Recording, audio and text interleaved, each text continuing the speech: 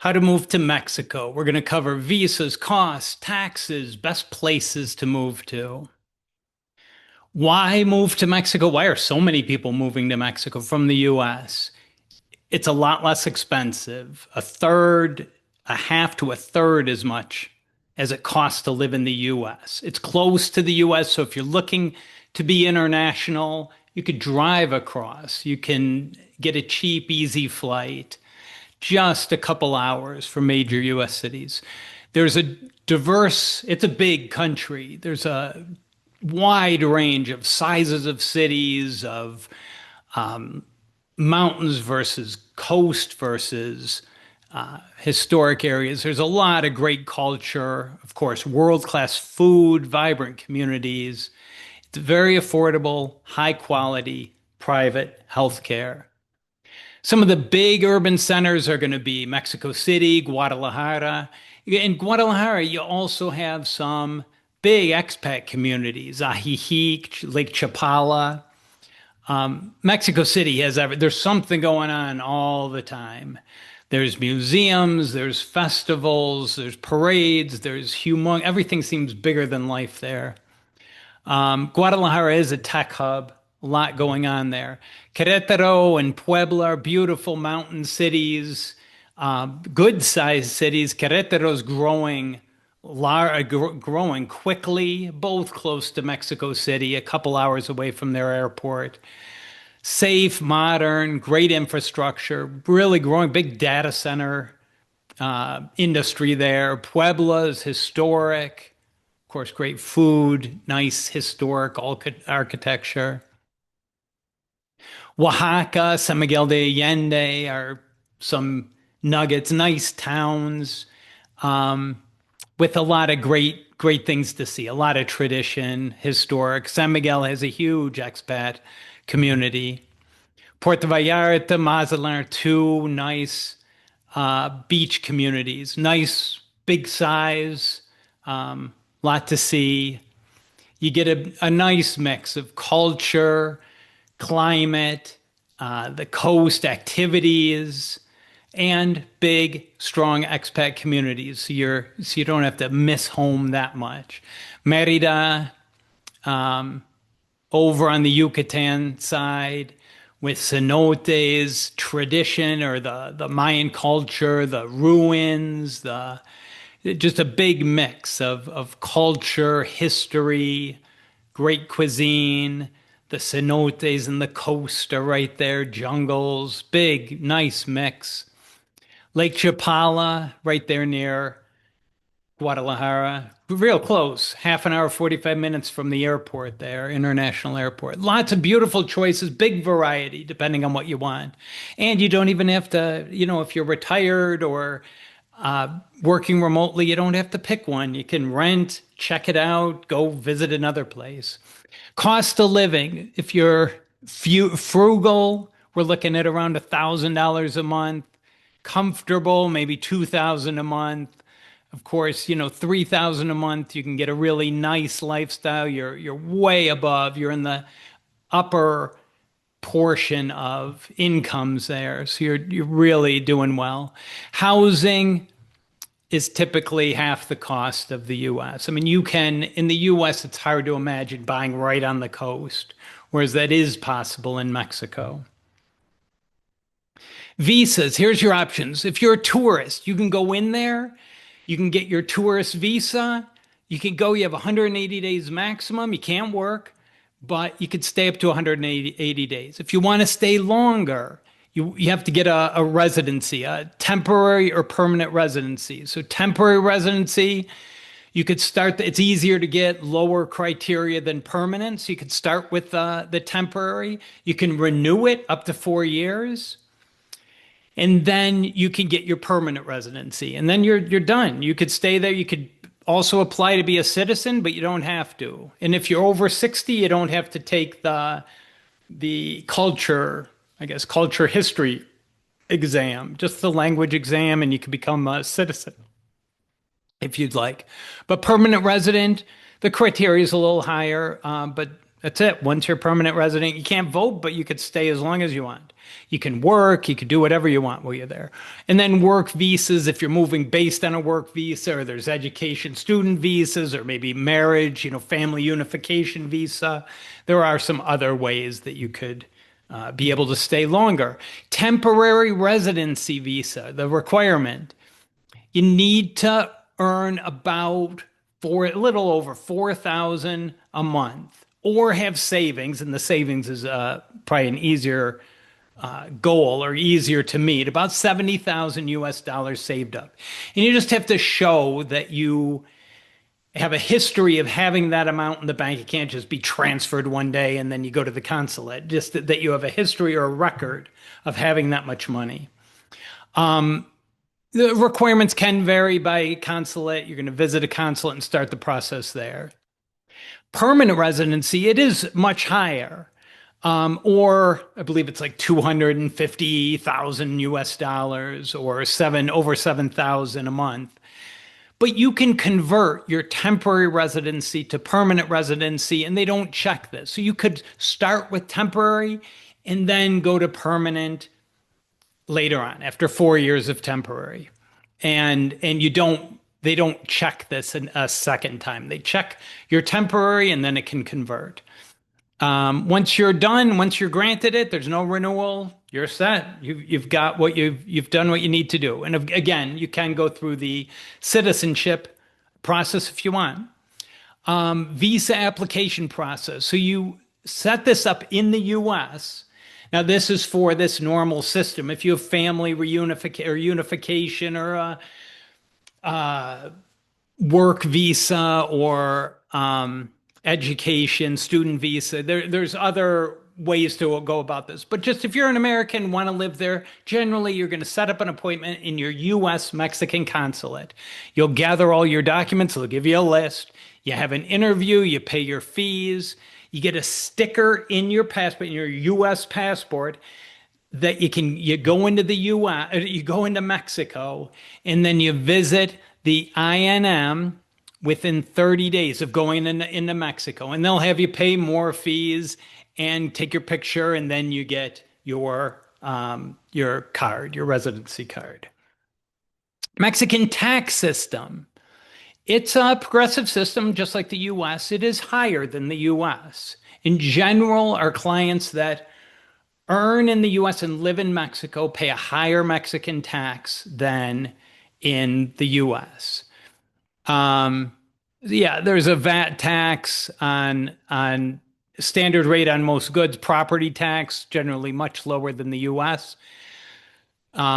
Social Security, they have their own Social Security type system.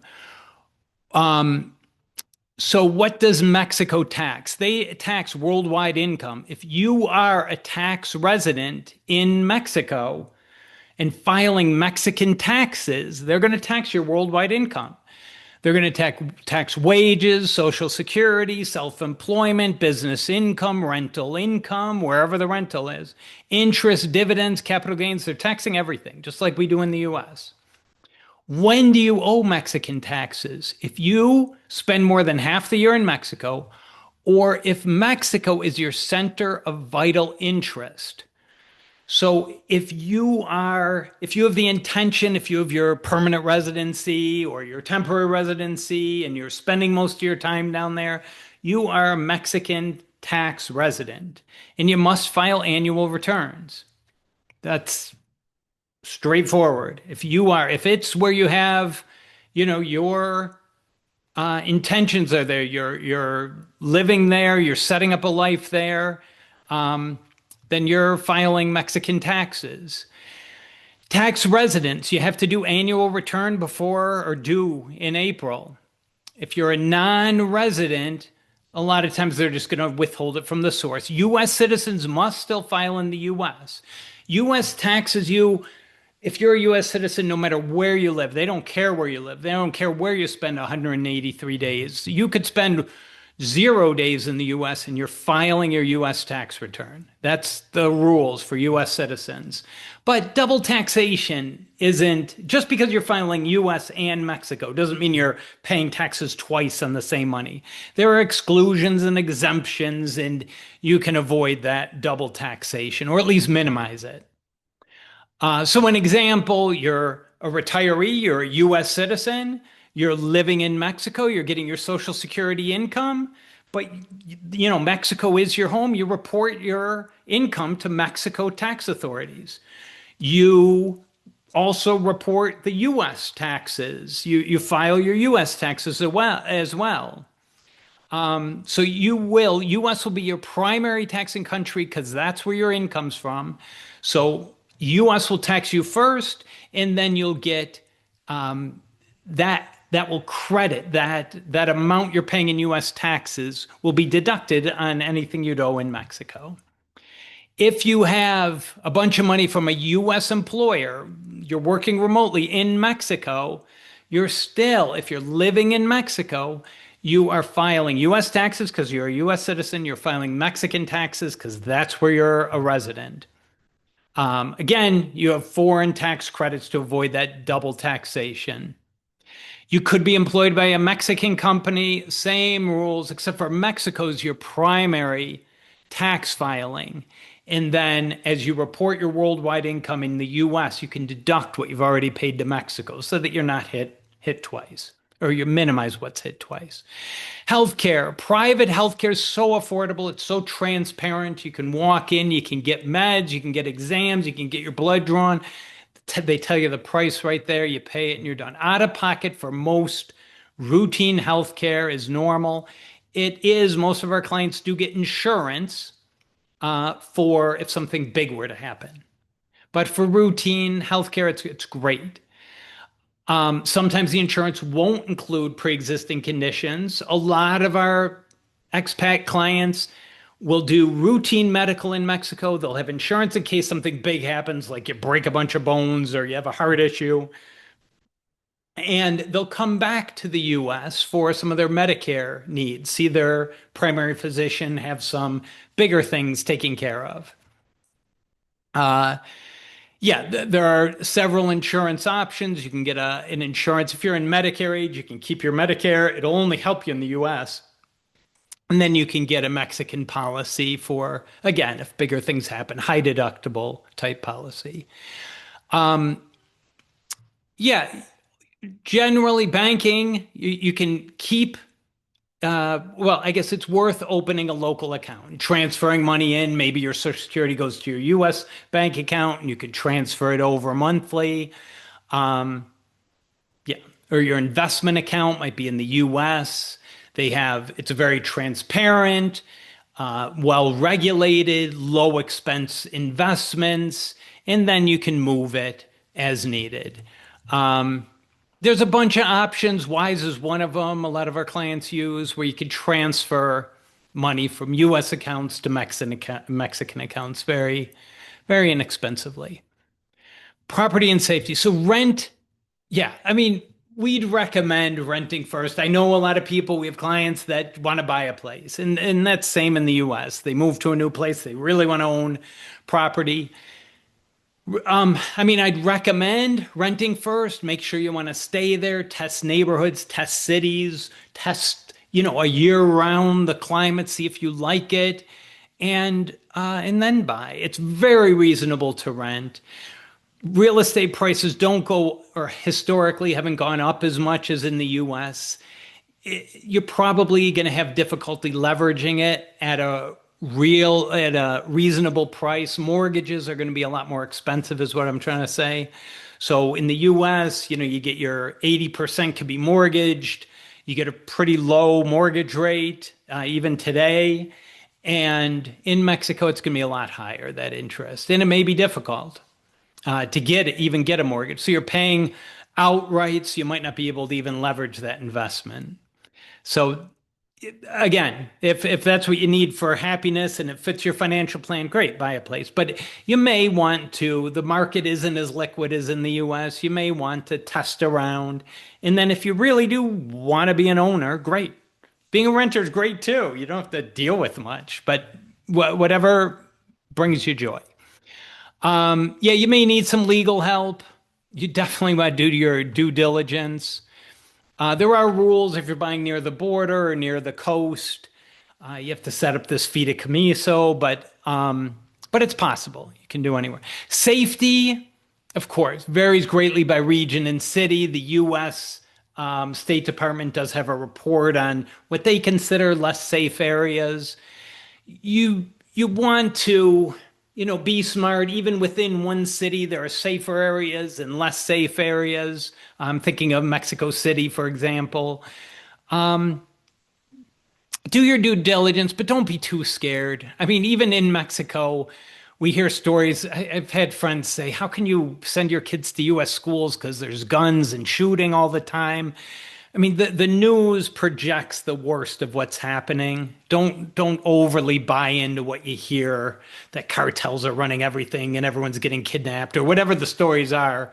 I mean, they're getting the same thing from the U.S. that every time there's a mass shooting, it gets reported and they're wondering what's going on. And not everyone's wondering, but just I think that's the same with natural disasters. You see a flood and it may be in only one spot. It may not be the entire city getting washed away, but that's what sells news. So just be careful, do your research. That's another reason to rent. Just make sure you feel comfortable in an area, but there's very safe areas, and definitely there's areas that I wouldn't wander around at night. But the same in the U.S. Not everywhere I'm going to wander around at night. Language. It's good to learn Spanish. You got to learn some. I mean, just to be polite. And you're going to meet super nice people. It's great. The more you can do, you don't have to be an expert though. Learn. It's a great project to learn Spanish. It goes on forever. It's fun. It's good. Learn as you can. Make an effort. It'll help. It'll be helpful. Respect the customs and support local businesses. Sure, of course. Yeah, working requires proper authorization. I mean, make sure your visa, how you're going in, allows you to do what you want to do. Starting a business is a bit more of an effort than in the US, but it can be done. And it's just a process. It's a process. But yes, it can be done. Key takeaways: choose a location based on what your priorities are. And you might not even know all your priorities. So you go and experiment and play around, figure what you like. What are you going to, are you going to be there year round? You're going to be there just for a few months. You're going to be there for, 8 months a year. Depending on what you're looking for. Maybe the summer heat on the coast doesn't bug you. Maybe, mugginess in Merida isn't an issue. Maybe you want a small town or lakes. You like whatever you're into, or you want to be near a big airport or a big expat community. All of there's lots of trade-offs and choices. Check with the consulate you're going to for requirements. Make sure you're meeting everything. Have your records in order. You want to budget your living expenses, and just know that you may be doing some tax filing on both sides. Yeah, important reminders. If you need help with taxes, get help with taxes. It's great. If you want to work with someone to help with the immigration process, great. You can do it yourself, but you can ask for help. It's fine too. And property, I mean, I'd recommend you get some help with that. That is a process. Yep. All right. Let me know if you have any questions. My name is Bill Holliday. I'm a CFP with AIO Financial. We're at AIOfinancial.com. We're fee-only financial advisors. We work with clients on retirement plans, on investment management, on tax planning, on estate planning. What did I miss? There's 5 things: retirement planning, investments, taxes, estate planning, and insurance. Let us know. We offer a free upfront meeting, AIOfinancial.com. There's a link. You can set up a meeting for free. We'd be glad to talk to you about your financial situation, what your plans are, what your needs are, and what we can offer. Let me know if you have any questions. I appreciate you hanging out and listening. Thanks a lot.